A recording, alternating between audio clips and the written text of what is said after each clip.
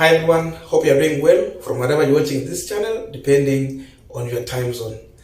Now, if the UDA candidate would have won the Bungoma senatorial by-election, then Boni Khaluale would have celebrated the most more than Mwambuma Bonga. He could have literally taken the credit for that win. And it was going to be something in the near future when it comes to the Luya politics as far as UDA interest is concerned. Unfortunately, they lost. And after that, this is what Boni Khaluale shared on his Facebook page. Thank you, my great Bungoma UDA team, for voting Mabonga a strong second with 45,692, that is 4.6%. Votes against the Wetangula winners 64,009, 48.3%, and Wamunyinyi 22,296, 16.9%. This put to rest their attempt to call Western a zone for their parties, UDA. Now, Didmas Barada responded also to Boni Khaluale. This is what he said. Bullfighter Dr. Boni Khaluale, CBS, has been a victim of double tragedy today. His choice of candidate lost in the Bungoma senatorial race, and his kind of a team, Brazil, just lost. Chunga, my friend, at this rate, you might miss the kingdom of heaven as well. Kindly type below and say Pole to him. Didmas Barada was supporting a different candidate from the side where Boni Khaluale was supporting. Because now Barada and Khaluale are in UDA party, but they did not speak the same language in this by-election. Now, Boni Khaluale has been totally kicked out from the Western region politics when it comes to the Kenya Kwanza interest. And I want to tell you the reason why Khaluale is nothing as far as Kenya Kwanza politics is concerned. But just a quick request for those who are watching and you're not subscribed, please just consider subscribing. And to our channel subscribers, thank you so much. To all our viewers, please again give this video a thumbs up. Thank you, and back to this discussion. Now, in as much Boni Khaluale want to use figures to make it look like at least UDA did a good job. These are the first thing you have to understand. The Ford Kenya candidate was trying to go into politics for the first time. He has never contested anywhere. Alikuwa tu mtu wa mkono wa Papa wa Roma.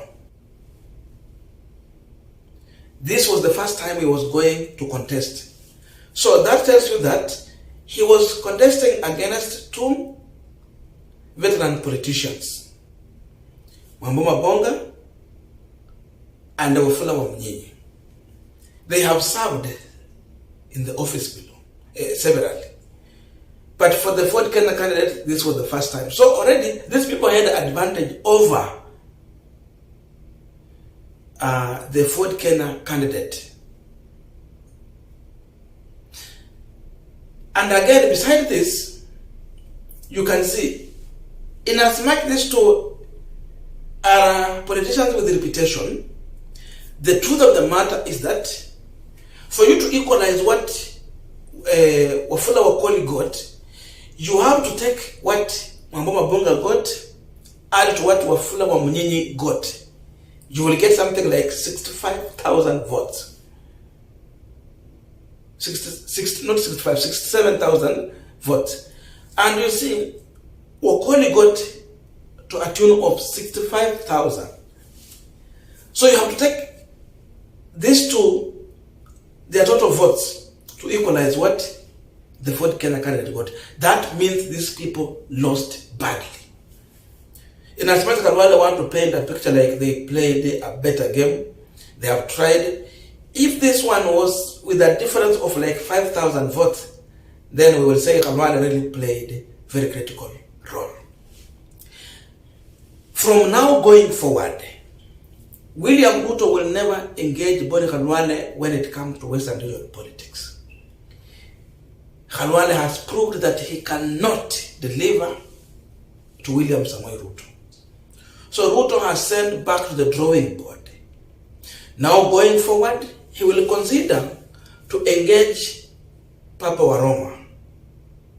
He will consider to engage Mudavadi. When it comes to Luhya politics, it has been now shown that when they have too much political parties fielding their candidate, they might not make it. And in fact, this can explain the reason why they lost immensely in Kakamega County in August general election. ANC just managed to get 2 seats. The rest went to Azimio. What if Ruto could have not failed the UDA candidate there? At least supporting the ANC, because now Vihiga, Kakamega, Busia, inakuwa ni ANC versus Ford Kenya. No, but it's ODM. Then Bungoma and Trans Nzoia inakuanga tu ni kwa Wetangula. So the issue by the move by William Ruto to field the candidate in these areas, it also became a big challenge for ANC party, and that can explain why they lost totally. So they have to go back to the drawing board. How will they approach the Western region politics in the near future? How will they do it? That means you consider just supporting the ANC and Ford Kenya in those areas. Then allow the people to make a choice. But now, if you want to play the big brother role, you are fielding everywhere candidates, then you end up all of you losing when you need numbers in the National Assembly and in the Senate. Then they have learned the lesson of their own. So Khaluale will never be engaged any more time when it comes to this politics. Ruto will reach out to Mudavadi directly and Wetangula. But if Khaluale candidate would have won, then Khaluale will have some level of grip to the Western region politics, where now Ruto will even consider using Khaluale when he wants to talk about or play some kind of politics with the Western region. So it has shown he is weak, he cannot deliver, and again when he comes to the game, he comes to divide even more than building bridges, because at the end of the day, for those who listen to Khaluale during the last days, the last campaign, Khaluale went further to claim that Wetangula is unleashing goons to beat him in Bungoma. He literally says that Wetangula is fighting him. And for him, he wanted to earn sympathy for the UDA candidate. But I remember saying that this is going even to harm more Mamboma Bonga than Wetangula, than what Khaluale could have helped. So he literally lost. And before he came up with this narrative, he was learning that UDA candidate is going nowhere. That's why he had to change the tack and play the victim role. But again, it backfired on the UDA candidate, as simple as that. So Khaluale will be seen any other time as a man who wants to fight Wetangula and as a man who wants to fight Musalia Mudavadi. And because of this, people will not want to associate themselves with Khaluale. Because even as of now, every leader in Western region, because now they are looking for development, they are all running behind Mudavadi and Wetangula. They don't want any divisive politics. But Khaluale would want to come out as a pro-UDA and to show like it's because UDA party is in power, that's why they are getting development. But not because Mudavadi and Wetangula are working with William Ruto in a coalition. So the issue of coalition, Boni Khaluale was trying to downplay it, but it has failed totally. So because of this, there's no way Khaluale will be considered anywhere when it comes to matters of Luhya politics. If Ruto wants to sit down and talk about Luhya politics, he cannot sit down with Khaluale. He will not waste his time sitting down with Khaluale. He will pretty sit with Mudavadi and Wetangula. And when development comes to Western region, if they will, then people will say, because Wetangula and Mudavadi worked with Ruto, then they got it right. They will never mention Khaluale anywhere. So Khaluale has been tested, and it has been proved that he cannot deliver anything. Again, when it comes to the issue of campaign resources, you will agree with me that Khaluale will mismanage resources. Atachukua pesa aeke kwa mfuko badala ya kupeana pesa vile wamesema huko, alafu yeye aende kwa ground ajifanye yeye sasa ndio ana campaign. That is what normally happened with Khaluale. And this can explain the reason why William Ruto decided to use Ben Washali, the former Mias East member of parliament, to lead the UDA campaign, because he could not trust Khaluale with the resources. Ben Washali was the one distributing campaign money in August general election. Today, Khaluale has proved that even he cannot manage resources properly. Ataweka pesa kwa mfuko na aende kwa ground afikirie ataweza hizo campaign.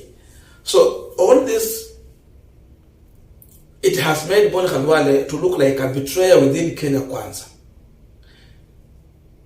And like someone made a joke that in Western region, if a neighbor goes to a market and buy a cow, the other neighbor, instead of planting napier grass, he will go and buy poison to kill the cow. He don't see market. But in Mount Kenya region, if a neighbor buy a cow, the other neighbor will rush and plant napier grass, so that now he'll have market to sell the other neighbor. I think this person was right, because there was no need for Khaluale to fight Wetangula or Musalia Mudavadi in Kenya Kwanza. He would have just supported them and worked together as a senior politician in Western region. But he's trying to create a non-existing rift within Kenya Kwanza. And now he has learned a lesson of his own from this by-election.